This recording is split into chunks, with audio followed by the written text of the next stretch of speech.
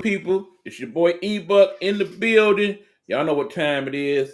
It's time to talk sports, and thank God I'm able to do it today. Thank God I'm alive and well. Keyword is well. This is the best I've felt in weeks, y'all, and I am so thankful to be in that space. I'm also thankful to be here with my brother. We going through some things, but we gonna get through some things. You better tell them, Hugh. Yeah, man. Everything's been pretty good on my end so far, so good. But you know me, man. I just don't like doing the same thing over and over again, and it felt like I've been running in circles as of late. But the one good thing about today, man, as you can see, man, no, I don't smoke weed or anything like that. But this is the most sleep I had in a long time, man. So I'm well rested and definitely ready to get the show started. All right, then. All right, we're gonna dedicate this show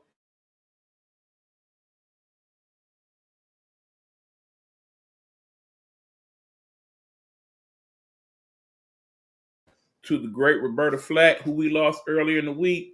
For y'all youngsters out there, I bring up these people sometimes because I need y'all to do your research. Look up Roberta Flack, learn about her life. She was a remarkable woman, did some remarkable things. To this day, the only individual in the history of the Grammys to win Record of the Year back to back. So start there and go from there. Anyway, back to the sports.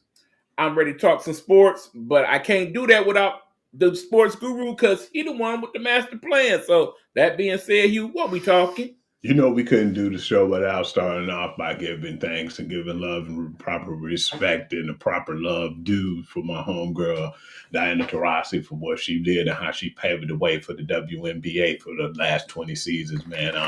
Because I remember I thought he was only like 38 or something like that before you. Like, no, she definitely in her 40s. And for her to have a longevity like that, I don't really see too many women doing that, being in their 40s and still playing in WNBA. Some probably can, but it take an iron woman like her to do that, man. And I just appreciate her and all her accolades that she had for the WNBA and just basketball, period, man. Because we know that she's a three-time WNBA champion, and then she's a six-time gold medalist, and she's a three-time Hold on, champion Hugh. with your girls too, UConn. You're not doing it the complete justice it deserves. Well, if you want, Understand me? I'd like for you to collaborate since that's your UConn girl, man. You know, I'm Hey, trying to say what I'm trying to say, and you bombarded me. You go ahead and you say how you I got to give you feel the about full her. story because I am a huge, huge Diana Taurasi fan. Always have been. I have followed her journey since the very beginning. And when I say the very beginning, I'm talking about when she was an AAU kid. Now, I don't know how I came to know her at that point. She was on my right. Keep in mind, y'all know my backstory. I was a sports reporter at Eastern Michigan University. My beat was women's basketball. From that point on, I kind of kept up with women's basketball. So I am like 35 years plus deep in the game, Hugh. So no disrespect, but I know what I'm talking about on this one, Hugh. Okay. Now, You got the stage. Go ahead. Diana Taurasi, born in Chino, California, June, about 8 something, okay? That kid is a basketball prodigy. Basically meaning that when she started the early AAU camp, she was on everybody's radar. The early Nike camps, I'm talking about the early ones for girls. Remember, girls did not have camps like the boys did back in the day. That only started like in the early 90s, and she was one of those kids that when she went to the camp, they're like, who's that kid? That kid can ball. She's one of the first kids that, started out on the guys' teams playing with the guys and dominating dude leagues as a young female. So we knew she was going to be something special. We just didn't know she was going to be this. What are we talking? We talking somebody that won multiple high school championships, okay? Was the two-time California, and understand when I'm talking California high school basketball, we talk about it's been some greats in high school basketball in California.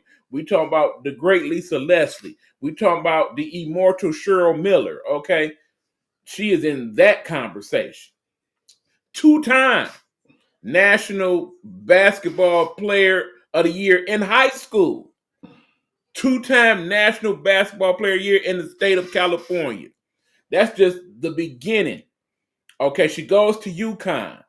All right. UConn Huskies, as you know, Gino Auriemma, the all-time winningest coach in college basketball history. She helped him win 3 of the 11 national championships he has won, including 2 national championships that they won back-to-back, undefeated. Okay? 13-9-0 twice, back-to-back. That's an accomplishment in and of itself. She was a 3-time player of the year in college. Okay? She also was a USA under 19 champion gold medal winner. All right. This is before she even got to the WNBA. And remember, she started in the WNBA over 20 something years ago. WNBA only 29 years old now. So she's played in most of the seasons in the WNBA. That in of itself an accomplishment. Okay. Grew up watching the Lakers, of course, because she is from Chino, not too far from Los Angeles, and dubbed herself the White Mamba. All right, let me give you the quick story. She dubbed herself the White Mamba. Just so happened one day they in practice, and she meets her idol, the great Kobe Bryant, and walks up to Kobe, all of 20-something years old, and says, Kobe, what up? I'm the White Mamba. Flat out. Now, I'm Diana Taurasi. I'm the White Mamba. And understand, because Kobe, like myself, followed the game of women's basketball, he replied, yeah, I know who you are. And you're right, you are the White Mamba. And she's been that ever since. So not only did she name herself that, but it was approved by the Black Mamba himself. How great a career did she have after that? Like Q mentioned, 6, count them, y'all, 6 gold medals, okay? That's 6 different Olympics. 24 years in the Olympics, okay? That in of itself, crazy. The most decorated female basketball athlete of all time in the Olympics, okay? Understand, they have the World Basketball Association that they do every other year of the Olympics. She has 5 of those medals, okay? In the WNBA, she won Rookie of the Year. In the WNBA, she was a 3-time champion with the Phoenix Mercury. She was also a 2-time WNBA Finals MVP. She was also a MVP in the WNBA. And then, because she was just bored, that just wasn't enough for her. Remember, most of the people in the WNBA, they also play overseas in the offseason. She's a 6-time Euro champion. So in the European League, she's won 6 championships. She's also a 4-time MVP in those leagues. She is by far the most decorated women's player in the history of basketball. And right now, I feel like in her retirement, we should be talking about her for the next week, just based on her accomplishments. Remember, we're talking about the all-time leading scorer in the WNBA. So imagine, if you will, if Kobe retired yesterday. Remember when Kobe retired? Remember how much we talked about that in the days leading up to his last game and the days following when he hit that 60? I feel like she should be getting that type of love right now. And in some places she has, on First Take, they did a very good job of giving her flowers today. But I definitely wanted to make sure we gave her flowers here in this space. Again, the all-time leading scorer in the WNBA, the all-time 3-point shooter in the WNBA as well. And I'm talking about, it's not even close, okay? She has the lead in both of those categories by thousands of points. She is, in my mind, one of the top 3 players in the history of women's basketball. Right up there with the Maya Moores and the Cheryl Millers and the Cheryl Swoops and all of that. I just got to give her props. Okay, Hugh, I'm through. Oh yeah, I'm finished with that topic myself, man. We can move on. I definitely just wanted to give her credit where credit is due. But then I know that with me, I know enough about her. But then I know you was gonna get offended if I didn't really explain what we needed to say. So yeah, trust me, I ain't even to the point when I know that she was a 3-time, UConn champion, man. I know that's your squad, so I know that you was gonna definitely take it to another level. So I just want to stay back and let you do you. I I definitely just feel need like that's to have appreciated people too. understand this is one of the best women's players ever, Yeah. ever. I think she basically like you can say Michael Jordan, but I'm gonna say probably the Bill Russell of her time when it comes to women because of the championships and what she's been able to accomplish. I want to ask too, do you think anyone right now, some of the young women, will be able to knock on her door eventually? Well, understand with that resume, it's only a couple people even come close to that right now. You obviously got to throw people like Brianna Stewart in the mix because, of course, she's a four-time women's champion in college, and she's already got 3 gold medals herself. So there's that. Um, Obviously, the Caitlin Clarks of the world will probably be compared. I mean, she's been compared to her quite a bit as it is already. Still got a long way for Caitlin, but Oh, absolutely.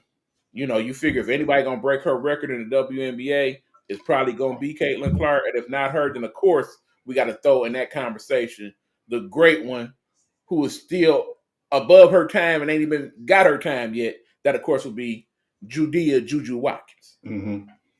Yeah, because she's breaking everybody records right now, Right, but man. here's the thing, Hugh. Now that Diana has retired, what do you think is her next move?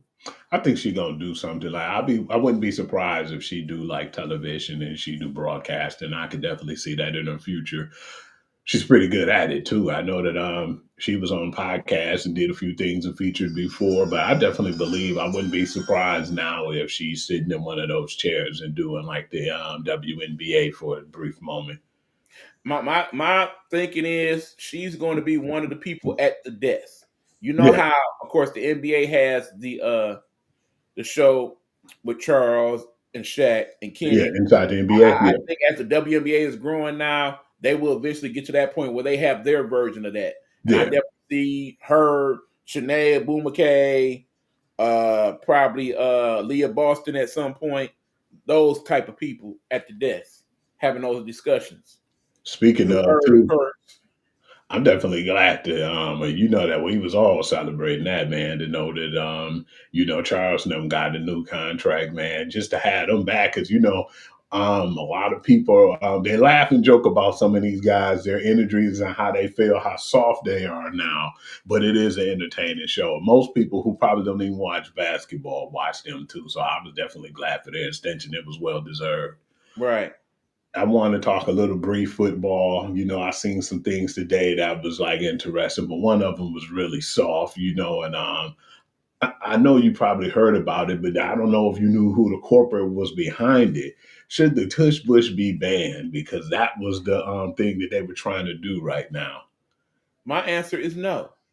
No, You it should know, a not. team that came out and basically said that and was trying to get it banned, they wasn't gonna say at first. They said, one of the teams in the league, but it was on surprisingly enough, it was the Green Bay Packers who was complaining about it. And I So know they've been throwing them in the mud ever since then for the last few days. soft. Yeah, The problem that they have with the tush push is the problem that some teams have with it. they can't They're stop just it. not good enough to do it. Hmm. Your ad. I know people were saying too, one of the issues they have with it is, with a running back being able to push the quarterback. That's what they said. If it was more like a quarterback sneak, then, it wouldn't be no issue. But the whole, being able to push Jalen Hurts and you be able to move him around while he's trying to stand and get that first down. A lot of people said that they didn't really too much care for that. But I said, like you, E, if you can't stop it, man, until you be able to stop it, why complain? Remember how everybody used to have a problem with that kid Cam Newton and how he would Hmm. power his way in the end zone pretty much that same way? Yep. It's always gonna be like it's other players in the league now that you probably could do that tush push with, and it's gonna take that kid Richardson for the Colts, for instance. Big ass quarterback. I can see him doing that. You can see Josh Daniels doing it, which he already been doing. I mean, Josh Allen, my bad. I said Josh Absolutely. He's Allen. been doing a version of that himself. Exactly. So yeah, hate me because you ain't me on that And the one. crazy thing was that wasn't really the first team that did it. They didn't initially push the quarterback, but one team who was so dominant with the quarterback sneak that people hated that and they complained about that too. But they complained about that team just like how they complained about the Right. Chiefs was the New England Patriots. Remember Tom Brady used to do that quarterback sneak and they hated Mhm. that. I mean, and think about how many tight ends in the National Football League that used to be quarterbacks at some point that you probably could insert in that point and do the same thing. Hell, the crazy part is the way the Eagles set up, they can not only do the tush push with that kid, Jalen Hurts, they They can probably do it could with get away with Saquon. doing it with Saquon Barkley too. Mhm. You see how much those guys squat. Absolutely. Yeah, But just yeah, no, it's bullshit. Leave it that alone. was a really soft move with Green Bay on Very, that note, man. very. Till Jordan Love Matthew get his game up. Matthew Stafford has been given permission to seek trades right now, man. Right now, I think that they're looking at it like this. The Rams are saying, we want to keep you, but at the price tag you asking that for a 37-year-old quarterback, man, we're not willing to do that. And if you feel like you can find a team who would accommodate you, be my guest. Now, here's the crazy part, because of course I got to ask this question, even though we know the answer here in Detroit. If we didn't have Jared Goff right now, and Matthew wanted to come back, would you take him? In a heartbeat. As would I. You know why? Because dude still got game, okay? We going to Absolutely. stop looking at age the way it is. Now, understand, some older quarterbacks, yeah, I wouldn't pay. I mean, for some stupid reason, Atlanta Falcons paid that dude Kirk Cousins that type of money. He around For that some age. stupid reason. And before that, they were stupid enough to pay Matty Ice that type of money. And he was around that type of age, okay? Stupid Jets, they paid doggone Aaron Rodgers that type of money, and he older than that. Now understand, yeah, Aaron Rodgers in his prime, one of the best there is. But right now, he ain't in his prime. Matt Stafford, he still got game, okay? He never was the scrambling type. But you know that arm, Hugh. We done seen that arm firsthand. And he still got that arm. Even when You, we you see how he break down the offense. He still can do that. He is worth that money. The Rams being cheap. was in a bad situation in Detroit when we started to come up, man. He was one of the main reasons why we was starting to become a legit team and relevance, man. Did you hear the rumors right now? And some crazy stuff been going on behind closed doors, and they better definitely figure out something with him because if they don't, man, it's a team that's out there that's trying real aggressively to get them on their roster right now, man. It's a I, couple actually. I heard Tom Brady went skiing with him and they were talking and they were aggressively pursuing him right now to try to come to the try to come to the Vegas Raiders. And I said, man, you know what? That's the team who really needs a quarterback too, man. And True. if they don't appreciate him in Los Angeles, he'd definitely be appreciated in Las Vegas. And I believe they definitely got the money and everything to actually accommodate him. So yeah, I'm pretty interested in seeing where this going to go. If they're seeking to trade, I know they're going to get some aspects and they're going to get some things as far as draft capital if they do consider trading him. But you got to be silly to let this man go, man. And then you still know what he have because without Matthew Stafford, that wouldn't have been no playoff team. Period. And they still was probably one of the only teams in the playoffs, and I don't think people really realize this. They had a chance to knock out the Eagles, man. It took them the last ditch effort in that game to stop the Rams before that game was completely over with. That was the only team that even really came close to really, giving them any type of scare. Right. And keep in mind, it's a better offense out there for him. That offense in Minnesota, that looked real good with Matthew Stafford at the It quarterback. definitely would. And, If he I was ain't the afraid. Vikings, yeah, go ahead. Y'all can have JJ McCarthy. Let us get Matthew, and here's a couple picks, and let's do this. Again, this big talk that the Giants trying to go all in on Matthew. Matthew We've don't been do it. hearing that too. Don't do it. They said the Don't do Giants it. be coming after him.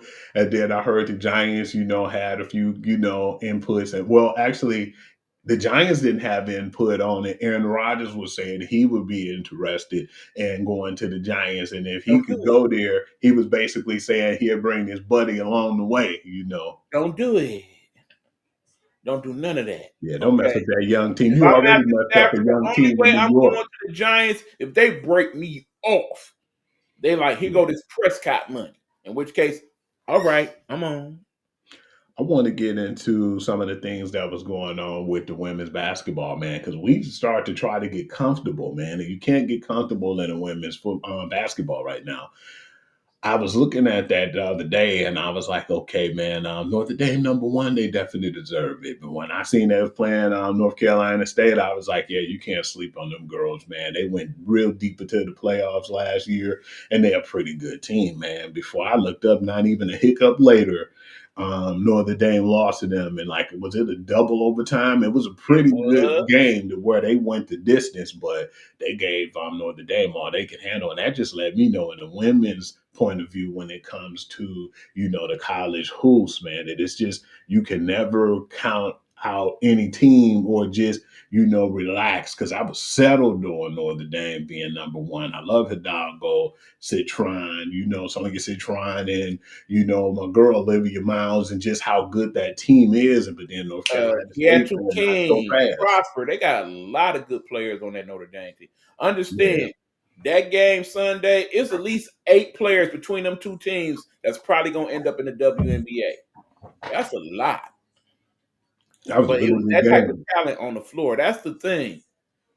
I've told people this, and some people argue with me about it, but it's true. There's more competition in women's basketball than there's ever been in the history of the game because women ain't just starting in high school like they did maybe 20 years ago. They playing now in middle school. They playing now in elementary school. They got travel squads in middle schools now for women.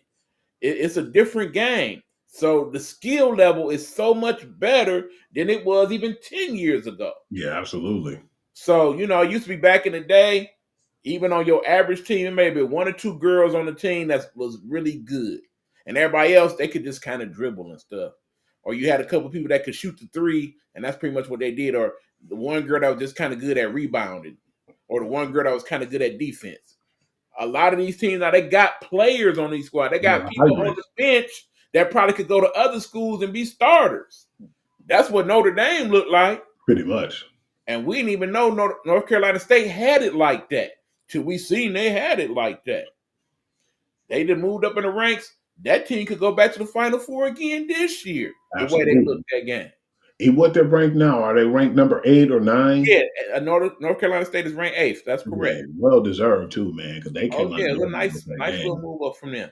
And I Yeah, definitely like how they've ranked the women throughout the season because what we've learned this year is parity. It's yeah, big time absolutely. parity in And women's college basketball. the worst thing that happened too, was the UCLA lost so late in the season because you seen the groundwork that Texas did, and we talked about that on the show before, beating LSU, South Carolina, and beating some of the bigger name teams. And most of those wins I think were on the road too, man. To have a team like that and to be #1, I feel like it was well deserved. But do I still think they'll stay #1 for long, man? I don't know who will stay #1 for long Well, now because understand we get into every a team part of the season, people. we haven't really seen a team that lasts that long besides UCLA. Because Right. at first we was like, okay, well, the women, in South Carolina deserve to be #1. They lost them 3 games, boom, boom, boom, and then they were knocked down to 6. But then at the same time, man, it wasn't nobody really stayed #1 for long besides UCLA, man. And they almost lost to Iowa, man. You seen that game? That was another good game where they won 67-65. They should have lost to Iowa, But but like I told you that night, it's a lot of good defensive teams in the Big Ten this year. Just oh like it's a yeah, lot of good scoring teams in the SEC. But that being said, next week we already enter conference tournaments for some of these conferences. man, I can't So wait, man. if you thought you can see some good basketball so far this year, wait till you start to see some of that. That's Because what I right think now, too. let's look at SEC, Big Ten, Big 12, ACC. ACC, Do you know any school that's definitely winning them tournaments right now? no. Nor do I. Now, obviously, the Big East, you kind of probably got that on lock. But Oh, as far as the rest absolutely. of the major conferences go, it's anybody's guess.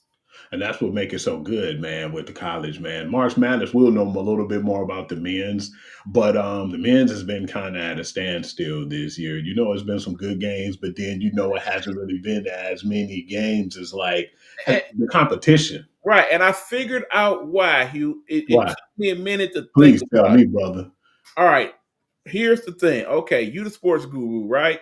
Let's look at the NBA. This do come into play. Okay. Um, the rookies this year in the NBA. Who's the dominant rookie in the NBA this year? I'll wait. Ah man, my boys ain't even no rookies no more. The ones that we got, the twins on Detroit and Portland, because they've been the main ones Again, I making wait. noise, and they Got a name sophomore, for me? huh? You got a name for me? Absolutely not. And that's the sports guru, people. That's a person that keeps up with these things on a daily basis. So if he don't have one, you sure as hell know I don't have one. You know Appreciate why? that, E, because I'm Because three of flabbergasted. the top 5 rookies that were drafted, they're foreign players, Hugh.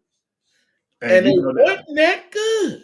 I think that we ended up going. I don't know. I might have fell. No, you fell asleep on the draft, and I just told you. I texted you when you went to bed. I can't take this, man. I don't even know who the hell I'm looking at. I can see video, but I don't even. I can't. I Right. can't put this Understand. guy Alex together. Sarr and Richard, the top 2 rookies in the W, or not in the W, but in the NBA, Mhm. foreign players.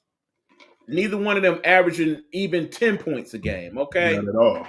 Playing for Washington and Atlanta, 2 teams that needed some good players. Did not get good player, okay? The person a lot of people was talking about, that kid Dalton Connect, he was so good they traded him. And then after that, that brought more problems. He was like, man, he want And to now die. that he back, he barely doing anything.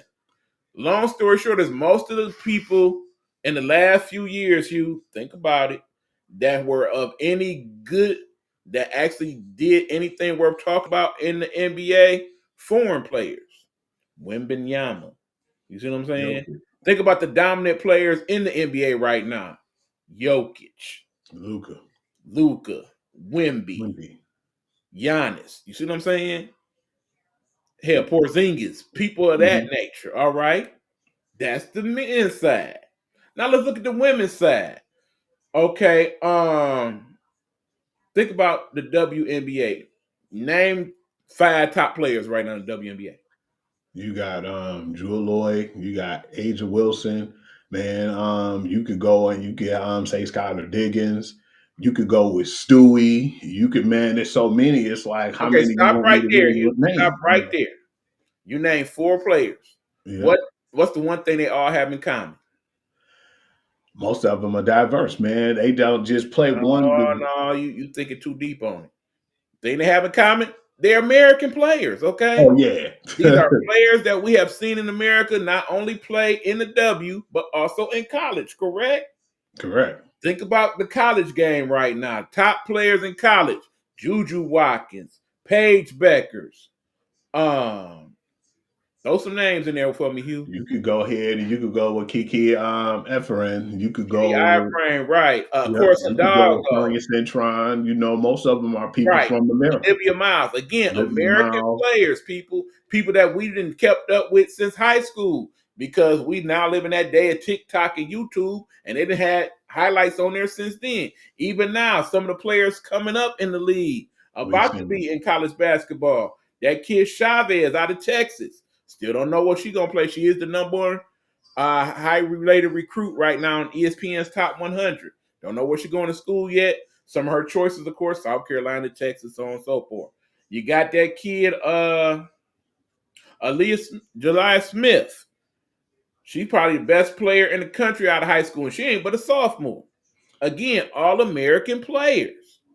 So it's a lot easier for us as American fans of the game to keep up with our American people than to learn about these foreign folks that we have no idea where they came from. We ain't got no follow. The only reason why we knew Wemby like that was because they had been touting Wemby for like 2 years before he got to the league. See what I'm saying? and he had a lot of film to back it up too, for the most Right. part. Another thing about the games on the men's side, yeah, we got a few people that's gonna be decent in the league, but again, outside of Cooper Flag, who we talking? Probably Caleb Love. Yep, the kid out of Rutgers. It's a few people, and they're gonna be I don't decent in even the think league. Hunter Dickerson getting all the pub that he needed, because when he left for us, man, that team not Yeah, doing so well. The Kansas is I others mean, well. and hell, truthfully, the kid that they got at Michigan now, Danny Wolf, probably better than Dickerson Definitely better, in my opinion. when you look at his overall skill set. But our point is this: I think part of why the men's game is lacking and the women's game is coming up is because we got more people that we can follow that we have followed. You know what I'm saying? Not to mention the diversity of the women's game right now. Some of these people we did mention, we got some bigs, we got some littles. Hell, Hidalgo ain't but like 5'6", but on the other hand, Juju Watkins almost 6'3". See what I'm saying? Their games are different as well. They ain't all the same type of player. You got people like Paige Beckers that some people don't understand. Well, why she don't score 30, 40 points a game? You done seen her play. You know she could do it if she chose to, but she's so good at everything that you get lost in that part. She's a good defender. She's a good passer. Hell, I think she could be a coach right now in the WNBA. And I'm talking about a head coach. Ain't played damn game in the WNBA, but could coach one of the teams. That's just what her mental is in terms of that. Olivia Miles, I mean, come on, man. You done seen that kid play. She like a light-skinned Magic Johnson out there. So they bring a entertainment and excitement to the game that the men's side just don't really have. And we didn't even mention our homegirl Haley Van Lith, man, who went to TCU too. You know what I'm And they in saying? the top 10. Yeah. And the crazy part is most of these people that we mentioning, if they want to come back to school, they still got a year. When you talk about Olivia Miles and Haley Van Lith and Paige Beckers, they all got that one more Kobe year that they could claim and come back to school next year. Now, what if they all did that? Imagine how much better the women's college game would be next year with them 6th and 7th year seniors. Absolutely. It's just basically way more talent. So yeah, On the and women's side. again, it's smart for the TV execs to see, yeah, these are the better games. Let's start putting these on. Because the smartest thing that ever happened to women's college basketball was them switching a lot of their major games to Sunday, especially now that there is no more football the rest of the season. Felt bad too that last year when they talked to Shaq, Shaq said, you know, that he didn't really have much to talk about on the men's side of college because it was trash. And he's going to talk about the women. And when you feel that way as a professional, you know, athlete who played in the game before, and just to go ahead and just downplay the men's part of the, you know, basketball, that's definitely not good as well, man. Hopefully they could get that side together soon. It's people like Steph Curry and KD that have parties at their house where they watch the women's games. That's just how popular it's become. That even the men in the NBA watch the WNBA and college basketball.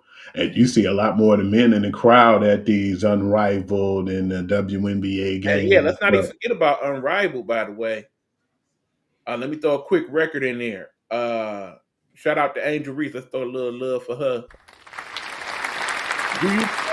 For the WNBA, there has never been anybody to have a 2020 game in the WNBA. Angel Reese did that in the Unrivaled League, where they playing 3-on-3. That's crazy. She been looking pretty good too. I seen that last game they played. Man, was it the Roses and the Phantom? That was actually a really good game, man. She balled out that game. And then, you know, the point guard did her thing, man. Even Lexi Hall, man, you know, I always make fun of her. I always thought she looked cute. I thought she looked like a school teacher. But she was out there balling, man. She was, whenever they gave her that wide open opportunity to shoot them threes, she was sinking it. But yeah, it's been some pretty good games. Say what you will about Angel Reese. She ain't no punk. She went head up with that kid Brittany Griner, and they was balling. Yeah. I think, from the point aspect, it seemed like she got the best of it too, man. You know. Right. Shout out to her trainer that's been helping Angel Reese, by the way, the great Lisa Leslie.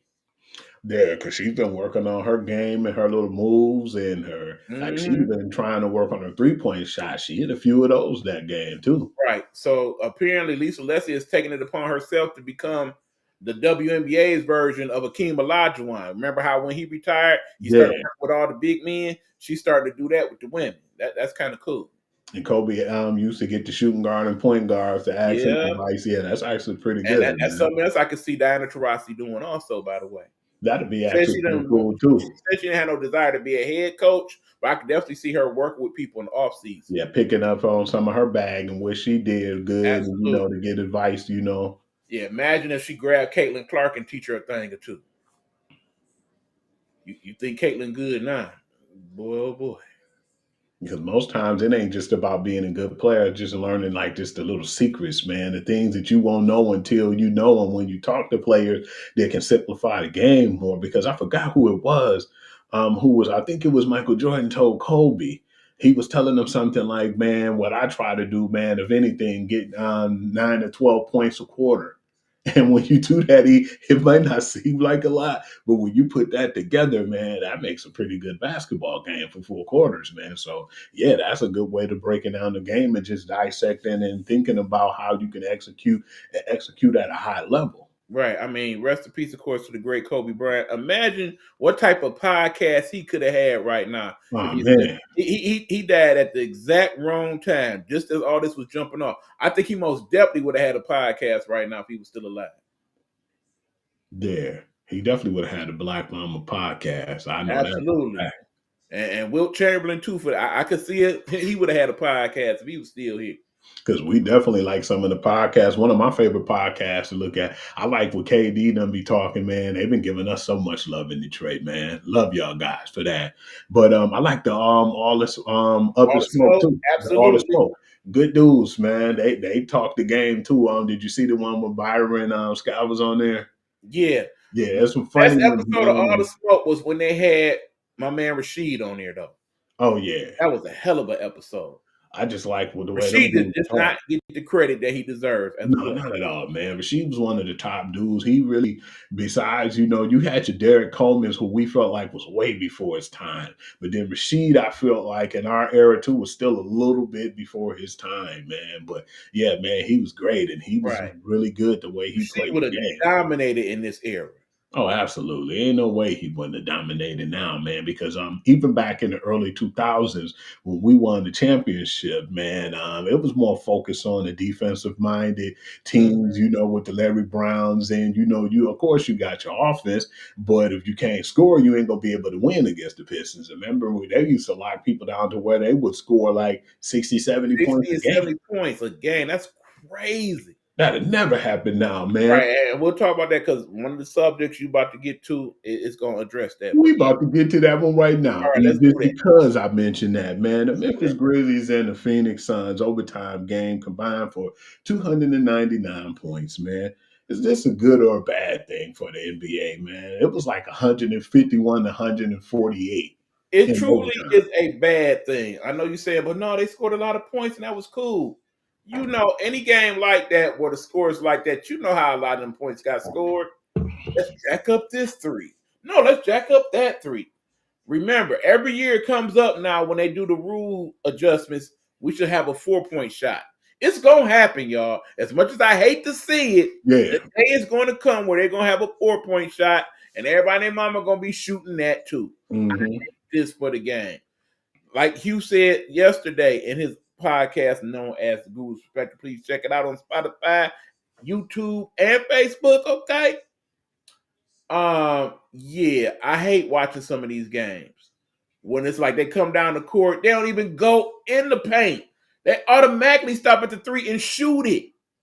Don't even think about whether anybody gonna get the rebound I or was just anything. about to say I that. There don't hate even be it. nobody under the damn rim. He there, just shoot that shit, man. That's It's another like reason why deep. the women's game is more exciting right now. Most of the teams on the women's side, they don't play like that. Nah.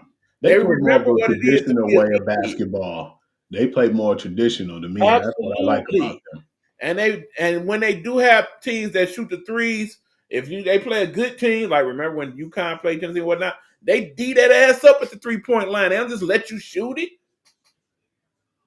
But then, South Carolina, another good team at D'ing up 3-point shooters. They don't play that. they wasn't that good when they played Utah. They got cooked that game. But again, that game, UConn, they was on. You know what I'm saying? It'd And be that like that happens though, sometimes. man. That happens. Sometimes, man, Right. I we mean, did it in the let's go tournament back to too. that North Carolina Notre Dame game last week. They shot quite a few threes in that game, but it wasn't all just about the threes, though. It was a lot of good passing in that game. It was a lot of good defense in that game. It's a better overall product right now What I than should have said, games like this in the NBA. And let me correct myself on that because I ought to be ashamed. With the women's sport, if they do put up a decent amount of threes, that person usually be open though. Nobody will be there and they won't Yeah. shoot the ball good enough to where you can shoot it.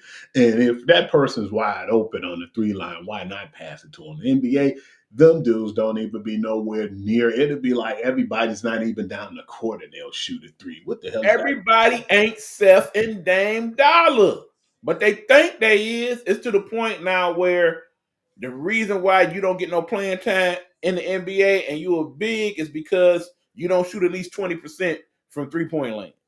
If you can't do that, I mean, whether you're a Zach Edey or somebody along them lines, you sit down. They're not gonna play you. Remember they were saying, man, in the All-Star game, which the All-Star is probably one of the worst things I ever watched now, is they were saying they were going to just completely take the center out of the game and just make a hybrid power forward position. They pretty much have now. Pretty And much. I mean, that's why these people like AD or Karl Anthony Towns, big as they are, do not want to play center. They'd rather be the power forward. They don't want to hang and bang down in the low. Because ain't nobody trying to do all that now. Not at all. And the And crazy a couple part, people that do, they always hurt. Byron Scott was saying too on all the Smoke podcasts, man. Something that I think I sent you that before too, just to show you, man, when you got 3 hours of just gimmick crap, man, like like comedians and stuff at the All-Star break and only 4 minutes of basketball, man, that's just a damn shame. That's taken away from the game, which we came to I see. mean, yeah, it's hard for people like you and I who grew up in basically the era of both times where we done seen what a good All-Star game looked like, and we now compare it to whatever this crap is. Absolutely need to fix that. Again, I agree with what one of them said the other day. They need to adopt what the NHL has adopted.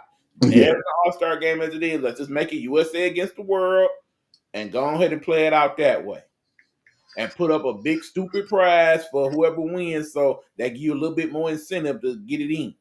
Remember what PK Subban said too? That was actually really decent, man. The Yes. hockey player, he was like, man, that's why our hockey All-Star games are so great to watch and more people watch it versus the NBA, because he said it's more passion than, hockey when it comes to their sport, because they go out there and they play and they give it their all, and they think that one of the reasons why the NBA is the way it is because guys are getting paid too much money, man, and they're starting to dictate whatever they want to do. Like, for instance, man, rest in peace to my man's Pride, man. I hate keep bringing this up, man, but we talked about this just recently, and we joked about it and laughed. I was like, man, just imagine, man, what this clown did, man. What if I went to work, had got a new job, making $25 an hour, and I tell them, oh yeah, by the way, yeah, y'all already signed me. Y'all can't fire me now. I might not work back to back. Like, I might work Monday, but I ain't gonna work that Tuesday, and I possibly might not work every other Sunday once the NFL season come around. I might just have to rest. I might have a sprained calf. So you dictating everything before it even go down. And how that job to look at you if you basically go to a job and tell them what you gonna do and what you not gonna do when they already then sign off and paying you for what you're supposed to be doing. And that's what the players are doing too, man. There's too much of them saying what they're going to do and how they're going to do things, and when they do things, the way they want to do it. All right, let me put this question to you. You know what's going on in the real world where Elon Musk sent out the email last week saying, okay, we need to know 5 things you did at work last week, and if we don't get that information, you fired, and if we don't like what you put, you fired. If they did that in the NBA, how many of them people would still have a job? Man, it'd be like a big 3. Pretty much. Pretty much. Yeah, but that 299 points total, man, is just a disgrace for the game. It was like, and like I said, it'd been different if it was an entertaining game. We'd have had games in the NBA where they'd have scored more points than that. Remember, the biggest all-time score I remember is the game between the Denver Nuggets and the Detroit Pistons back in the day. Yeah. But remember, that's back before they even had 3-pointers. And they had 180, 170-some points. That's crazy. I remember that game. That was a good game. They even played a little defense in that game, and the score ended up being Because man, I remember when I had one of the stats up before, man, they were saying at a certain point of the season of players shot over like 1,129 threes, man. I don't think a lot of them players back in the 80s, 90s did that for a whole season damn near. Right, and it's sad because you're gonna continue to see games, particularly these last 20 games, where it's gonna be some nights where teams get blew out by 40 and 50 points. That should never happen in the NBA. Truth be told, the talent that's supposedly in the NBA, but you know what it is. On them nights where that happened, they got 3-point happy. Suddenly they down 20 something, and that team decide, you know what?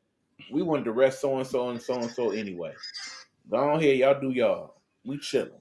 And one of the craziest things too, to me that I enjoyed this year, and then you see a game like that, just like a slap in the face from when I finally started giving credit to the NBA is when the Minnesota Timberwolves, man, when they were down 25 against OKC and they came back and won that game from a block on, Shai Gilgeous-Alexander from Anthony Edwards. I praised that moment. And then this game happened, man. It's just Right. And it dictates understand what about you that think. game, them teams was coming off back to backs.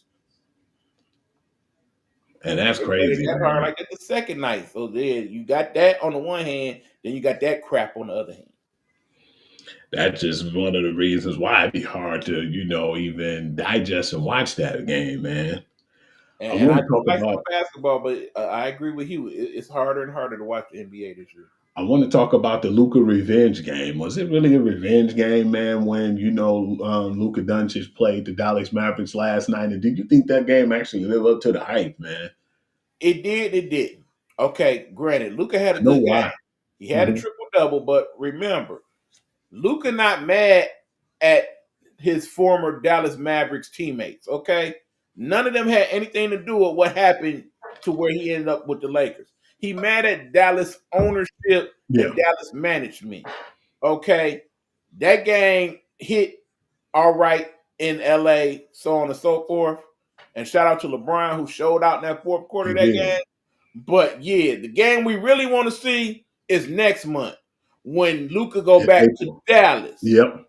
and they cheer the shit out of him while he cook everybody on the Mavericks, including AD who should be playing. That's another reason why that game didn't hit the same yesterday because Absolutely. AD wasn't That's playing one of the last main night. reasons I didn't He was think it over there hit ha ha until now. kikiing with his boy LeBron. Yeah, because that was a cool tribute they gave to him, but like you said, True. man, it didn't really do anything for me because he wasn't Nah. playing.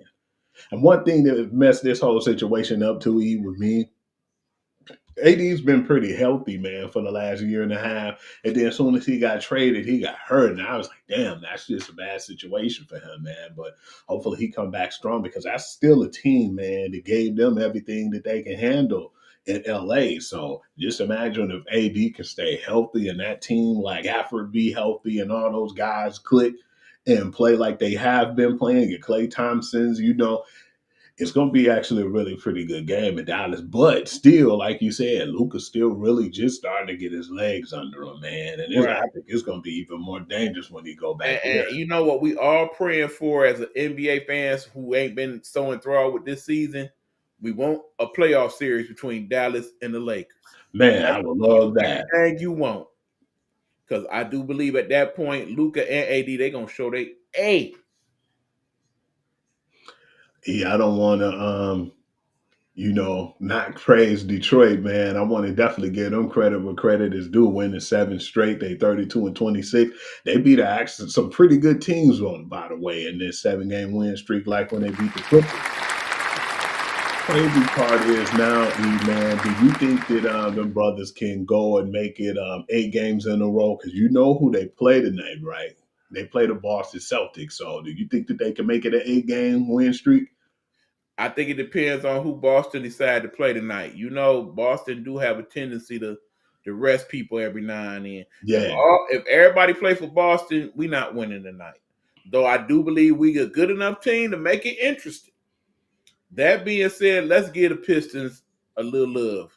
First and foremost, I gotta apologize to the Detroit Pistons organization because I thought this year was gonna be another crap ass season.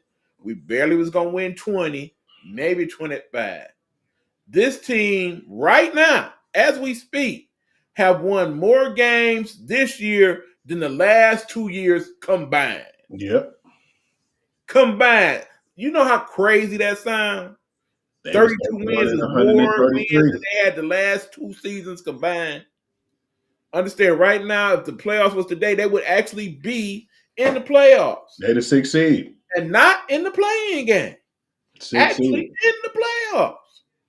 So yeah, we gotta give a lot of credit to Bickerstaff and his staff for making it happen. Now, granted, yeah, also gotta give a lot of credit to the coach over there in Cleveland, what he doing. Because again, remember, once upon a time he was the coach over there with the Nets, but of course KD and Kyrie felt some type of way about him, so they got rid of old boy. That was clearly a mistake. I do believe it was a mistake for Cleveland to get rid of Bickerstaff. I think he had them going in the right direction. We thank you though. We thank you for Appreciate your you. trash because he was our treasure, and I'm looking forward to seeing my Pistons in the playoffs because they definitely on that route. I do not see them falling off to the point to where they don't make the playoffs. About another 7, 8 wins, we in there. So yeah, Because it's a you good know how look. bad it is right now in the NBA, man. When yesterday when I was explaining that them boys is 20-37 over there with the 76ers, man. If they can at least win 7 to 8 games, that they could be in the playing game. That's how you know the East on the bottom is kind of weak now. Let's don't get that part twisted, but I'm just glad that we're not really part of that bottom echelon Right, right but now. truth be told, I feel right now we got Philly's spot. If Philly had played up to their potential, they would be up here and we wouldn't be where we at right now. So I think in the end, that's where we gonna end up. Wherever Philly would have ended up, that's where we gonna end up in the playoff. I still feel like if one of the biggest things right now is Embiid still had an issue with his knees. And then Paul George definitely feel like he won't At out of this there. point, Hugh, I look at it like this: if they ain't significantly better these next couple weeks, go on shut Embiid down for the rest of the year. Quit playing. Yeah. I understand you paying him buku money, but he ain't doing you no good like that, man. It's crazy, E, that people always want out of there though, man. You would think in Philly you would want to play with Joel Embiid and now Tyrese Maxey, because remember when my man Jimmy Butler was over there, he left because they got No, they Tobias made him Harris. leave. And He then wanted to stay, but they ain't do right by my man. yeah. And then you look up, and then you had the whole situation with James Harden, and then Tobias Harris wanted out and he left, and it's just nobody just can stay there, man. Paul George left because of the Man, even money. PJ Tucker didn't want to stay. What the heck? Yeah, where is PJ Tucker right now, man? He on somebody's squad. You know I he on think he with somebody. the Miami Heat, if I'm not mistaken. I'm Yeah, not you really you sure, probably right. but But yeah, yeah, man. long and short of it, yeah, Philly. At least y'all won the Super Bowl, okay?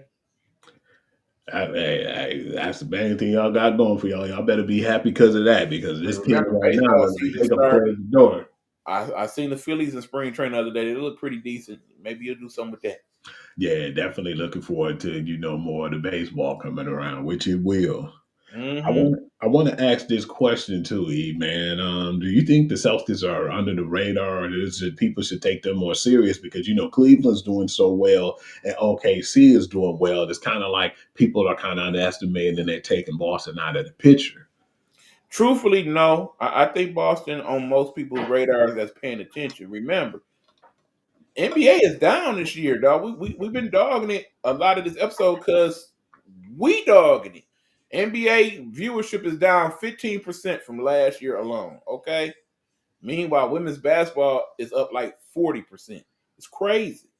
But that's because we got the good teams, but those good teams are Boston in one of the bigger markets. So Hmm. problem there. What's the other good teams right now? Cleveland, not a big market. OKC, not Not a a big big market. market. Memphis, not a big market. The Knicks, they doing all right, but just all right. And then, of course, everybody else in the mix, the Dallases and the Pistons and the Orlandos and stuff of the world, them ain't big markets. It's The a lot league more is petty. better when the big market teams do well. That's why when you go to First Take, they're not talking about OKC and Cleveland like they should. They talking about Boston and LA and New York. They talk about all the big market teams because That's where most of the ratings come from. The big cities. If Chicago was any good at all, they'd be talking about Chicago. Oh, absolutely. You know they would. I think one of the craziest things that happened too, what hurt the Knicks, I meant to say, was the fact that when Hardenstein left, we said it when we saw him leave, but we was like, that's not good for New York, man. They picked Quinn Mitchell over him, and I said that's not good because if y'all picking Mitchell Robinson over him, man, I said that's going to be a problem because Hardenstein was the heart and soul of that team, and now you see, even when he do come back, man, where is he going to be at, and how long he's been out right now is not going to probably help. He ain't going to have his legs under him once the playoffs and everything come around. So yeah, I still feel like that was something they wish that they could have reevaluated on because Hardenstein really made that team what it is. Him and Alex Caruso getting a little bit of that veteran presence, and they don't miss a beat without Josh Giddey, and he over there in Chicago. Right. And speaking of the NBA, of course, I feel real bad for the situation going on in San Antonio. We can talk about that for a minute if you want. Yeah, with Wemby being injured, yeah, I mean, well, actually having that issue, and being out, yeah, that hurt them, man. People were saying they should now try to, basically tank the rest of the year for Cooper Flag. And I said, nah, man, they was actually in the way of competing because when they got De'Aaron Fox, none of us seen that going on, man. And we was like, okay, they got CP3, the veteran over there. You got De'Aaron Fox who can learn from him, and he's a hell of a player too. And then you got a bona fide big man that's over there as well. This real skillful man, and him getting injured definitely hurt there, man. Right. I think And they got that kid they got from UConn. He pretty decent too. But yeah, that's only part of the problem, unfortunately, because I would say play with what you got, but the real heart and soul of that team is gone now. yeah, Of course, what happened with the boss himself.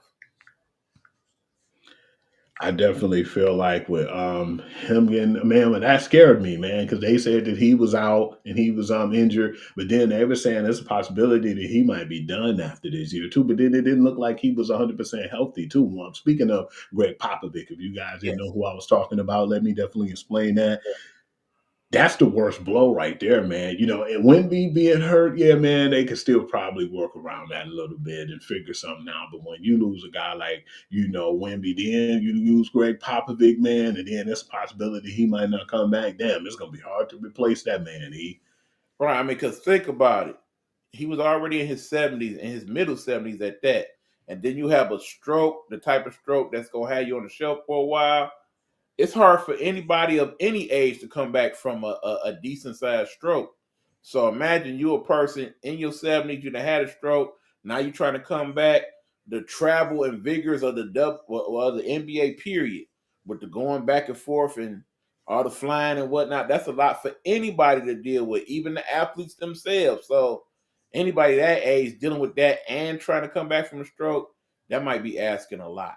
And Yeah, remember, he man. is everything to that organization. He wasn't just the coach; he was pretty much the GM as well. So, yeah, they definitely gonna be a different team moving forward. Because I definitely was thinking it was just getting closer to his time to retire. But then when that happened with the stroke, I said, I don't think he'd be back at all. That basically the end for him. And they need to start looking right now while they can, while, they could get the opportunity. Now, here's the crazy part about it, Hugh. If you remember, not too long ago, who the assistant coach was for the San Antonio Spurs. There. You think she'll come to the team if they ask her to? That would be a very interesting proposition. And of course, we're talking about the two-time WNBA champion coach for the Las Vegas Aces. Miss That Hammond. young lady, Mm-hmm. who was formerly the assistant coach, is actually the one and only woman to ever have coached an NBA game. I definitely could see them live to call her, and if I'm her, I'd have to think about it. Yeah, it's definitely an opportunity. I would definitely try to at least look into it. Right? Because right now, the way the W is set up, I don't know what we gonna see next year, but I do know it's gonna be exciting because pretty much every team in the W is different this year. It's so many moves in the W. It's You been a ain't even lot of looking at the moves. same product now. I think Becky would take it possibly, but it depends on how things went this I year, would say though. the two teams that changed the least was probably them and of course the champions, the Liberty. Everybody else that made so many big moves, especially teams like Seattle and Washington, they just changed everything around. Yeah, a lot of teams changed their whole roster. Like Phoenix, man. Phoenix ain't even the same damn roster anymore. Right, and here's the question of the day. Now that we know what's going on with Diana Taurasi, what's the next move for Elena Deladon? Is she gonna come back to the Mystics? Man, I have to think about that too, man. Because remember we was looking at the draft and we was looking at the power ranking. We was like, damn, where down Deladon now? Why they don't got her in the top rank? But then that's when they said she was gonna be out, and we haven't heard from her coming back in no time No soon. word about what she's gonna do. And then again, remember, we got the draft as it's set up now, but like we mentioned earlier in the show, a lot of those young ladies that's in or set up to be drafted next year in the WNBA, many of them do have the option to play an additional year. And of course, in this day and age of NIL money, especially if you're a person like Paige Beckers that's already making buku money, she basically gonna take a big ass pay cut to go to the WNBA. I don't think that'll happen. So Her yeah, and her partner in crime, AZ Fudd, for that matter, who both had that option. yeah, man, it's gonna be pretty interesting to see what happened and who comes Right, because out and the who rumor stays. has it that of course, Dallas has the number one pick, and rumor has it, Paige don't want to go to Dallas. Hmm. So yeah, just imagine her staying. That'll change everything in college. It definitely would change things in college and the W for that matter. Yeah, you're right. Because remember, we got a couple more teams coming online next year. Because I was thinking, if possible, if the Sky can get somebody like a good guard like Olivia Miles, but then I forgot they traded for the All Star, and then they got the 10th pick now, except for the third. So I said, damn, what would they do now? But remember, they also got 2 picks in that first round now, so Yeah, that's you're gonna right. be interesting. So yeah, it's gonna be And pretty this has got interesting. 3 picks now in the first round, also interesting. So yeah, I hope they can make a splash, man, because they got the bigs. They don't got to worry about no bigs for a long Oh time. yeah, they They definitely got to good get on their the guard three. play up. And Ariel Atkins, that was actually a great trade that they got from the Mystics. She is an all-star in her own right. Pretty So good score too. they'll Yeah. have to determine whether or not Kennedy Carter's coming back to the Sky. So there's that on the agenda. So And that's why I believe why they made that move too, because they didn't probably hear that. Well, they haven't really heard nothing because I heard on the podcast she said she wasn't really sure, and she explained why she didn't. right. And then of course they got Vandersloot that they got from the Liberty. So them two's a pretty good guard tandem even without Kennedy Carter. So what's crazy too, E man. I know we didn't talk about this, but I want to say, man, I was just really surprised how people was bashing my homegirl Asia Wilson on, the internet as of late, man, because her, she was one of the women who was, on the cover as the Woman of the Year award, and yeah, it was like people were saying that, you get everything you want and you pound and you're still not happy. You got brand new shoes. You got, on the cover of the Woman of the Year and you wanted a Woman of the Year and you still complaining. Like a lot of them saying because of the All Caitlin Star, yeah, Clark the whole situation. deal. Hmm. Yeah, you dating an all star, the whole deal. They just Yeah. don't understand it. But heavy is the head that wears the crown. I believe that's the saying that the old folks used to say. So you don't know what's going on outside of the walls of what we see. Hmm. A lot of And people say those same things about Angel Reese, but then behind the scenes, Angel Reese is getting harassed and has to have security detail, and it's a lot going on in her. yeah, She talked you about remember that we on saw her that podcast. when people like, and then we seen Kennedy Carter get harassed, last Right. year. And most times the people who were saying these cruel things and saying all these hateful things about, Asia Wilson, the crazy thing was most of them was like diehard Caitlin Clark fans, man. And it's like Mm-hmm. Caitlin Clark don't got Who been nothing to having her do. own problems with getting harassed, by the way. Let's not forget Absolutely. So that. yeah, it's just why are the women being so harassed right now in the WNBA, man? We know the guys get heckled a lot, but then it ain't as bad as what's been going on with them. Like they're literally getting harassed by crazy diehard fans now, fanatics. Yeah, true fanatics. It's sad, but again, because they're more high profile than they've ever been, I think that is part of why we find ourselves here. Not to mention this day and age of social media where you can access them because they're on social media and whatnot. Yeah, because I know a lot of people might not be able to handle the social media, but when you in that spotlight, you gonna get the good with the bad, regardless. Like Absolutely. I appreciate the way LeBron handles his thing and how he do things on social media. It's funny because And his wife too, for that matter. KD get them burner accounts. He get it in on people. But yeah, it's funny, man, how some people handle things like that. But True. yeah, man, that's basically all I had to really say, man. Anything else you wanted to actually add to the mixie? Now that's crazy that we done talked about all of that in just about an hour's time, and it was a good show, man. I don't even want to mess it up by talking too much more. Um, yeah, let's just get into what we may potentially be looking at next month, people. March is usually one of the best months in all of sports. We got a lot to look forward to. For example, this weekend, we got a good fight going. Tank Davis having his fight with Roach. That should be a good one. Also, of course, in March, we got the tournaments that's about to start jumping off next Mhm. week. We got the NBA heating up. It's going to be a few good games at least. You Rolling got into the the playoffs. Unrivaled League. It's going to be their last month, including their playoffs. So that's going to be some good to see. Then, of course, the way the women's game is set up after March Madness, you get right into the WNBA draft and right to the WNBA season. So we got a lot to look forward to. Hell, if you are a race car fan, a lot of good races going on in March. And then, of course, let's not forget about hockey. Let me give you our quick hockey update. Of course, we've been keeping an eye on that kid, Alex Ovechkin, as he is chasing the great one himself, Wayne Gretzky. He now just needs 14 more goals to break the all-time record for most goals in a career. He's got about 22 games up, I believe. 14 goals in 22 games. You think he do it? Yeah, I definitely believe he is. And then his homeboys on the team gonna try to spoon feed him too, man. Some of those games to get these scores and get as many points as he need to get that record. Right. I think if he is anywhere within 5 that last 10 games of the season, he gonna make it happen. If Absolutely. not, then it'll probably jump off early next year. I'd definitely be surprised if he couldn't get it this year, but yeah, it's still close right now, so he could still possibly be able to do that. Yep, but that's oh well, okay. One last thing. Of course, we got the combines that's jumping off this weekend. Usually that's something that he would be pretty excited about, but the way the combine's been the last couple of years, why Not you so not much. interested, you?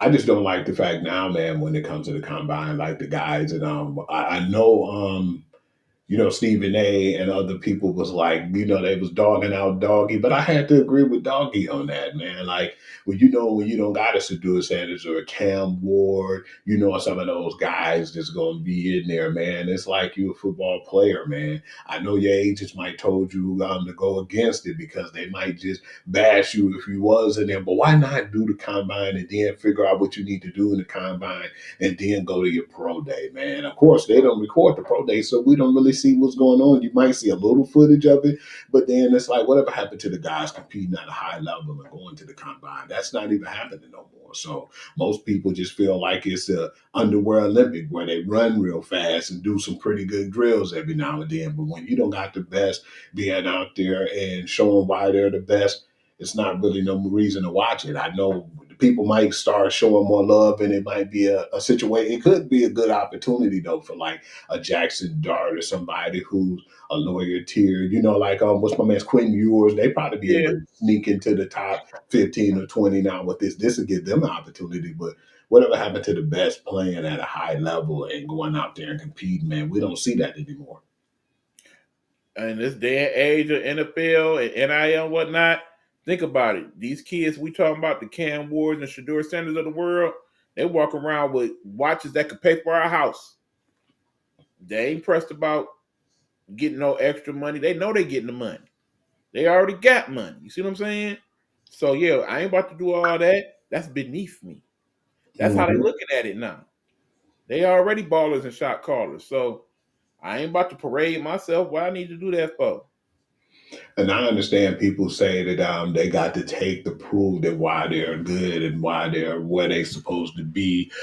But yeah, but you got people catching the ball, man. Ain't like nobody coming after you or anything. You think the person throws would be more crisp and it'll be more accurate when you can just go, hey, this is where I need to go to. This is my target right here, or this is my target. And, with the cone drills and everything, man, I just feel like it's Yeah, just lost the competition. but I kind of agree. I would at least like to see them do like the basic stuff, run the 40, do the basic throws, you know what I'm saying? Of course, go through all the medical evaluations to make sure you healthy because, over the years we done found players who went to the combines and we couldn't find out they got like a heart condition or Yep, and it saved their life. veins and like if you would have played football, you probably wouldn't have made it. No, not at all. It's good that a lot of that stuff, is there for them now, man. And that saved a few players' lives, man. Yeah, we was hurt that they didn't play, but still, man, it's life after football, and their health is more important than playing football. Absolutely. But yeah, outside of that, Hugh, that's what I got, buddy. That's it. Don't forget too, E man, in mid-March too, man, we got the baseball coming on, man. We got the game in Tokyo. I'm definitely looking forward to seeing Right. that And, one and too. of course, as you know, as we do every year, we will do our forecast of who we think gonna do what in baseball this year. Uh Early on, without looking at everything, yeah, I'm thinking it's gonna be the Dodgers all over again. I wouldn't be surprised because of the I way they mean, did the contracts and the way they set up things, man. They they set free up a win for a agency while. only made a really good team, a really, really good team. So yeah. Yeah. When Of they got course, Blake we Snell, really man, I said, Jesus. right. Just that starting pitcher staff alone look Yeah. crazy. That's all. If they just got Blake Snell and that was it, man, that's still one of the more powerful moves to Right. add on to that team. And remember, you got Shohei that's about to do both this year. He ain't even got to be great at it. If he just do an average job, get 12 wins, they still, you know what I'm saying? Yeah, keep Not him to at mention, DH what if too. he do all that and then do another 50-50 on top of that? That would be insane. They better not get too used to him doing that, man. I just don't want him to do that and get injured, man. That's what happened with a lot of his injuries. Yeah, I'm sorry. I will say this much about it. Yeah, if Shohei is pitching this year and he get hurt again pitching, you a DH from now on, bro. Yeah. You through. You want to feel like you're doing something, go on back to playing the outfield then. But yeah, you done pitching. We need you too bad. You worth too much money. Too much Sorry. money invested in that brother. Either that or if you want to pitch, you know what I always bring up on the show. Yeah, we got a room for you right there in the bullpen. You could be our closer, guy. But all right, y'all, we're going to call it a day. Thank y'all for tuning in. We appreciate you. Shout out to all our big people like Big Joe. Shout out to you. Of course, shout out to our girl, Ro, for stardom. We appreciate you, Ro. You know we do. Shout out to Coach B, by the way. Coach B, for those of you in this local Detroit area that have an interest in arena football, indoor football, they are now looking for players on Coaches V's team. For I believe his team is the Detroit. Well, don't even give me the line. I'll put it in the comments when I put the show on live.